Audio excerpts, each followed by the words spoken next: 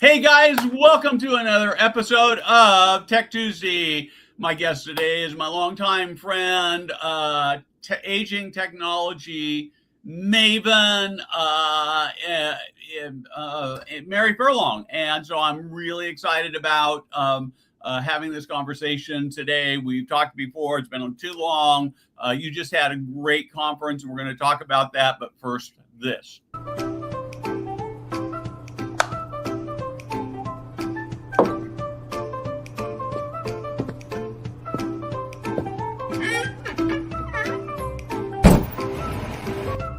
Hey guys, Steve Moran here.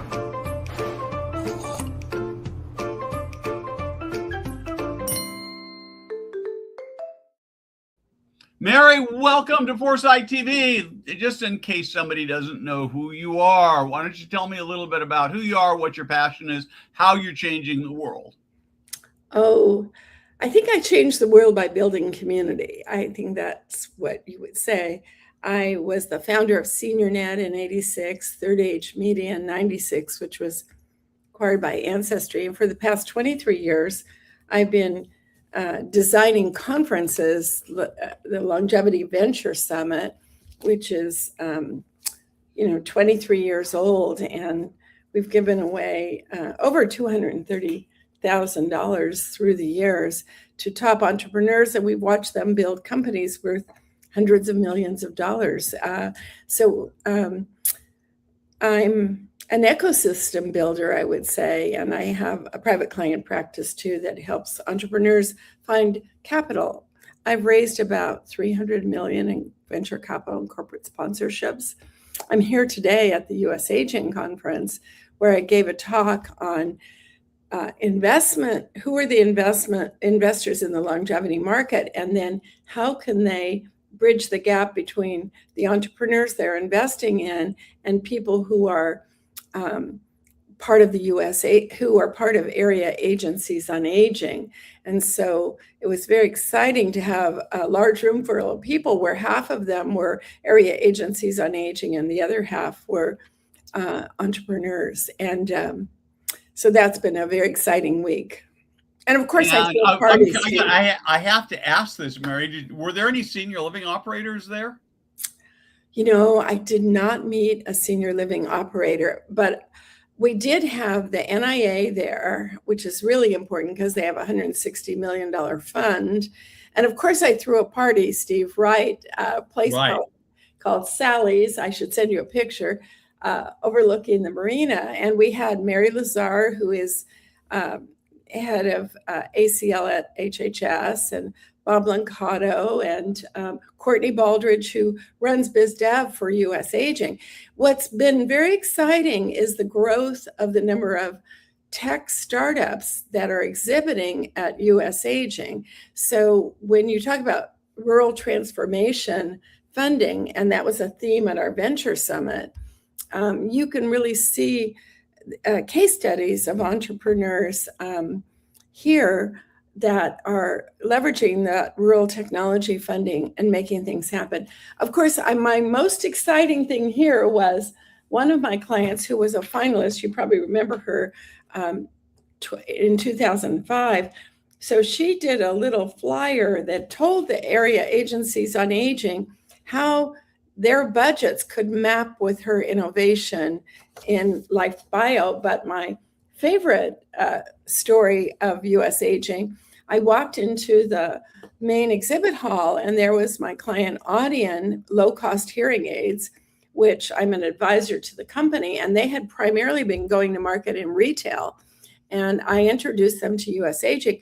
Now they were a platinum sponsor. They're being well, it's very exciting to see the progress that they've made in such a short time with US Aging. Great. Well, I've got to get on the phone with you next week. I'm working with a technology company that's a startup. They have publicly announced who they are. I'm not going to do it here because I don't want to spoil the big launch. They're working very specifically in senior living. And we are just finalizing my joining them as an advisor. And I think there's some things we could do with you together that would be super beneficial. So, but I want to actually step back. So you just had a conference about 3 weeks ago, right? In June, and we had it at Berkeley, and we gave the first certificate for longevity and AI, and we partnered with David Lindemann at Citrus to develop the content for that certificate. So we all went back to school, and it was fun. People were excited to be at Berkeley, and let me just give you some statistics. So it's an $8.3 trillion market, the longevity market. For the business plans, we had 85 business plans come in, many from top tier universities. Over 50 of those business plans were using AI in very interesting ways. So the quality of sessions that we had at the conference, people use the word mature, because when you looked at the back of the program and you saw all the sponsors, you could see examples of companies who are partnering with senior living, with home care, as they find the use case for AI in that category. And what they shared was how they were using AI. It was very practical. So because we had some classroom access, we had boot camps like how to raise money, how to work with the NIA, how to work with the Age Tech Collaborative, which is now over 700 enterprises in the Age Tech Collaborative. So we're always fortunate to have Amelia Hay there. And then, of course, we had Dan Herman from Ziegler. We had Sean Kelly. We had about six senior living providers. We had Sequoia, and we had Eschaton and Front Porch and Human Good. So that was great. And they gave very insightful stories. Sean Kelly emphasized that combating severe health risks of social isolation requires intentional community building supported by the technology. So I love it when the leaders of senior living show up in a teaching learning mode. And that was just great because they were listening. So he was advocating for tools that foster empathy, purpose, and deep connectivity. In some of the workshops, Steve, I saw people actually in a hackathon, learn how to use AI skills. And I saw presenters get 3 contracts out of that 1-hour session. So that was a thing for the presenters. But we had a very high quality program, which we normally do. But I would say as the industry matures and people can share their go-to-market strategies, we have better teachers.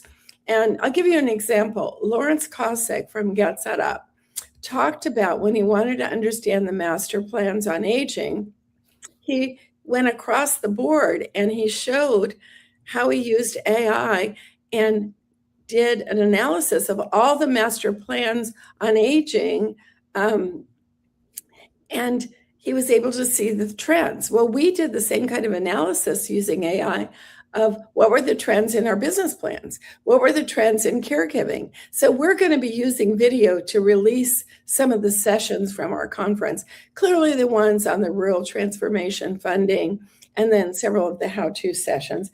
So it's always a work in progress, but we learned a lot. Our keynote, Nathan Price, came from HealthSpan. We talked about HealthSpan, came from the Buck Institute. And of course, there's a lot of interest in how do we stay healthy and increase HealthSpan. Well, it's interesting. I was just listening when I was out walking my dogs this morning. I was listening to Guy Kawasaki's Remarkable People. And the episode I was listening to was he was having a conversation with Zeke Emanuel. And he's a very fascinating guy. I met him a number of years ago at a conference where he was keynoting. Of course, one of the things that he's very famous for is talking about how after he hits 75, he is not going to have any, he'd have cataract surgery or fix a broken arm or something like that. But if he gets cancer, he's going to forego treatment because he doesn't want to get old and get dementia. And he's quite a bit young. He's like 8 or 10 years younger than me. So I hope I'm old enough to get to 75 and see whether he really sticks with it, because he might find that when he gets to be 75, he doesn't think he's as old as he thought he would be looking forward. But one of the things he talked about and was something you're talking about, and there seems to be a lot of interest in this right now, and that's the power of having human connection to increase longevity. And so you're in a very interesting position, right? Because in some sense, we can blame technology for reducing human interaction. So I'd love to just have you talk a little bit more about how we can reverse that and actually use technology to make it better rather than worse. Well, that topic fascinates me. And we did have Zeke Emanuel on our podcast. And I want him to come participate in the conference in DC. Last year, we had Dr. Oz was the keynote. And Dr. Oz is friends with Dr. Roizen, who was at the Cleveland Clinic. They were both at the Cleveland Clinic. And one of the things I've learned from Dr. Roizen, who's my age, is he calls 4 friends every weekend. And so it's so interesting. I interviewed Sarah Gerber. We were both judging a hackathon, right? And she's about the same age as I am. And I said, what advice do you give to people? She said, you have to make new friends. It's the old Girl Scout thing, and keep the old. Well, I said to the audience when I was speaking, I said, we can all be community builders.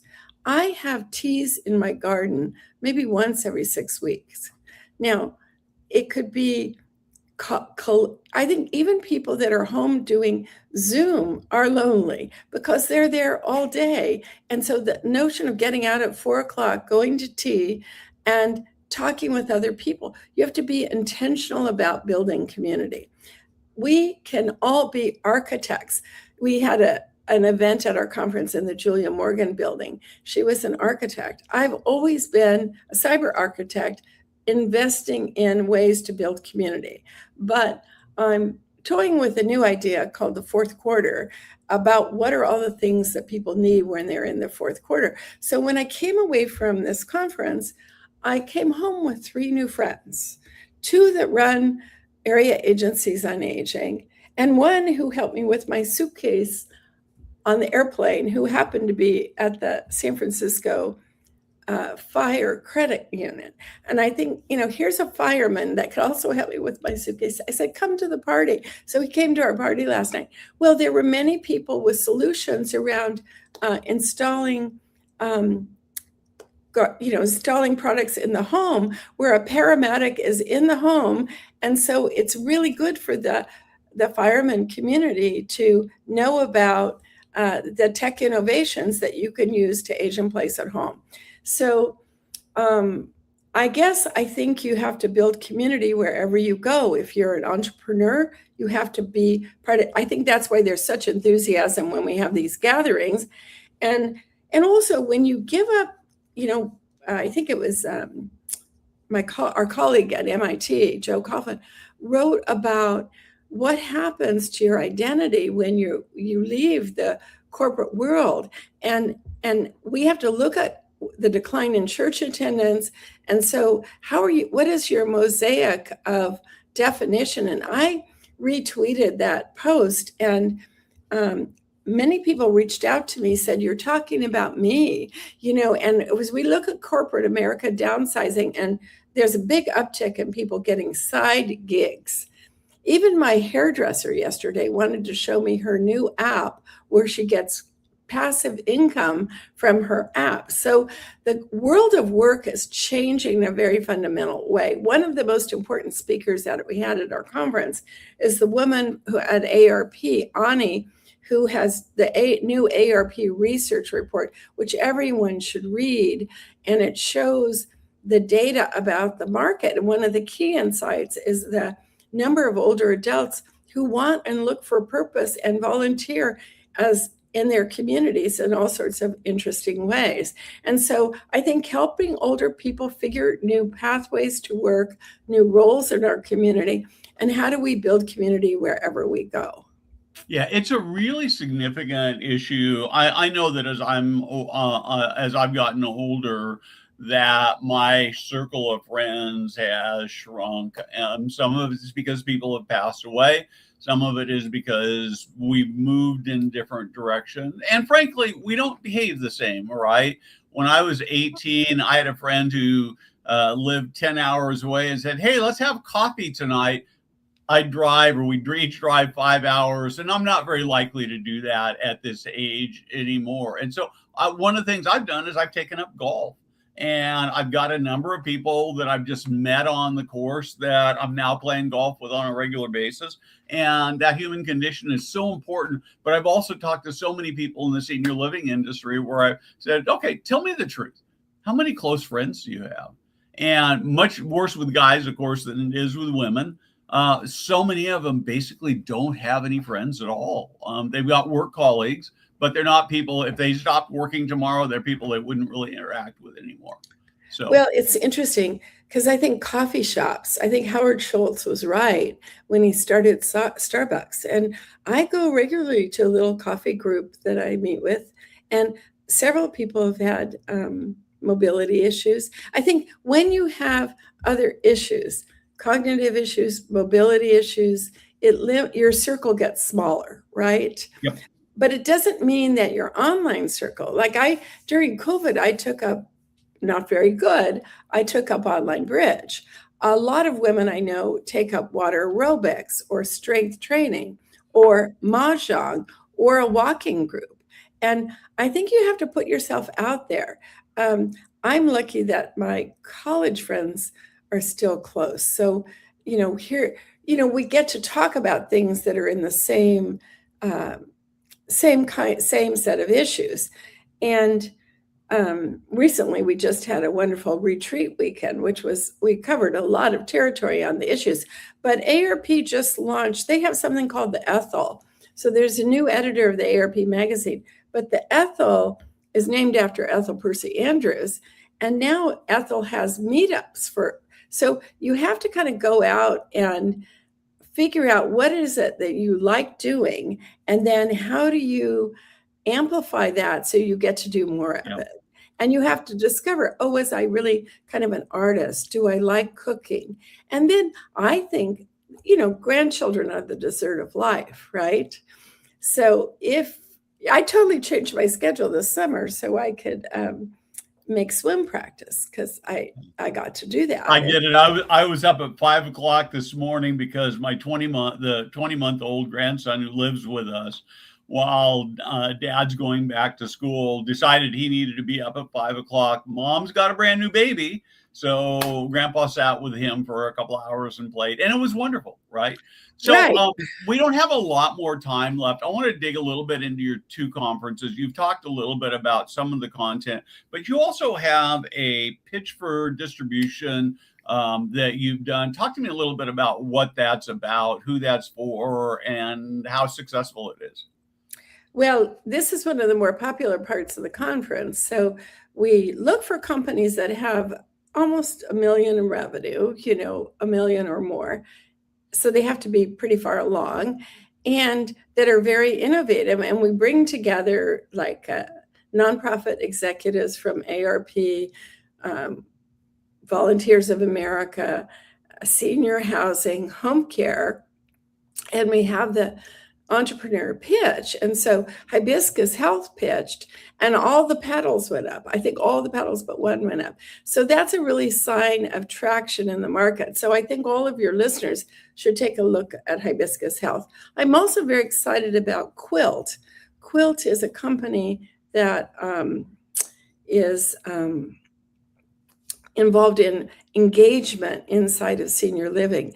But, it's one thing to say we have an engagement program. It's another thing to see people actively engaged in the programs. And so I'm always excited to see traction wherever I go. And so we saw that. And then I think there was just a lot of deal flow at the conference. What surprised everyone is how many were new. So the mix of having the top tier researchers, and these are smart people. For example, Solid Health decided that they should move more toward acute care.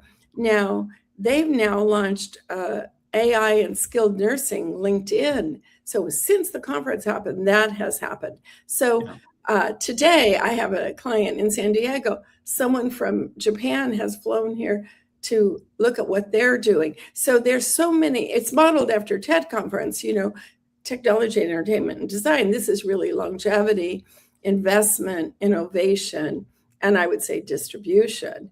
And so what another thing I'm seeing, Steve, is in the senior housing industry, I think the smartest senior housing providers are carving out funding where they can get upside in the innovation itself.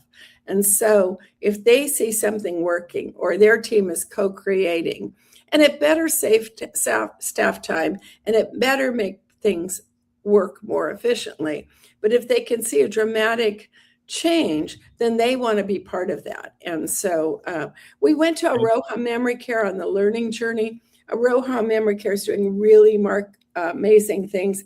First physician-led memory care community. And that was followed by a trip to the winery. And in December, we're back at the National Press Club. The theme there is the power of care.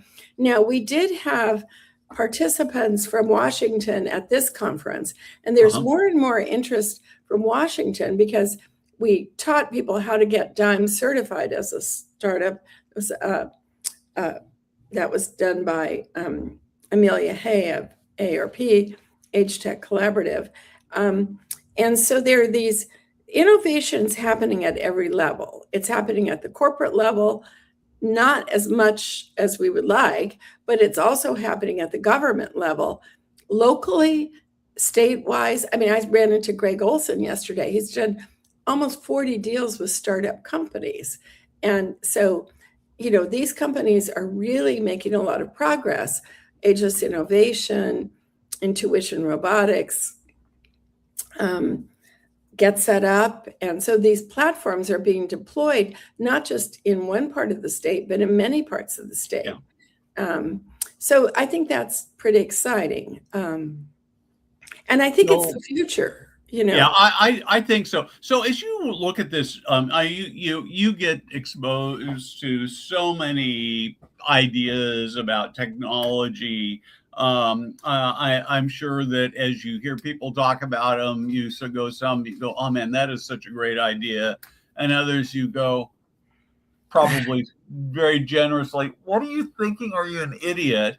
I know you'd be kinder than that, but just talking about what's going on in your head. For all of that, I guess the thing I'm wondering what is it that people that needs to be invented? What problems should be tackled that nobody's really looking at? Do you have any thoughts on that? I do. I mean, I think you hit the nail on the head with social isolation. I think that's a really big issue. I think secondly, mobility is an issue. I think that, the fall dangers haven't gone away, and there are new solutions. We've seen at least 2 of them come out of our competition that can make a difference. Accelera was in the finals this year. 3, chronic disease management. So, good you were out walking the dog today. Good you had the dopamine of playing with the grandchild.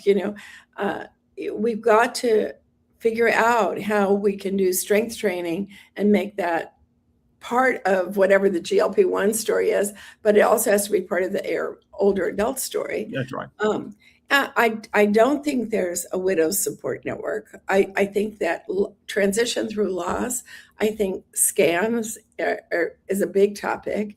And I think we haven't figured out we haven't figured out the employment part of all of this and the roles of older adults there. Yeah. Yeah, I absolutely agree with you. I think there's so much opportunity. Mary, I know you've got a flight to catch. That means we're going to cut it short a little bit here. We've got about 30 seconds left. Tell us how people can find you and why they should look you up. Go to maryfurlong.com. Come to our Longevity Innovation Summit at the National Press Club.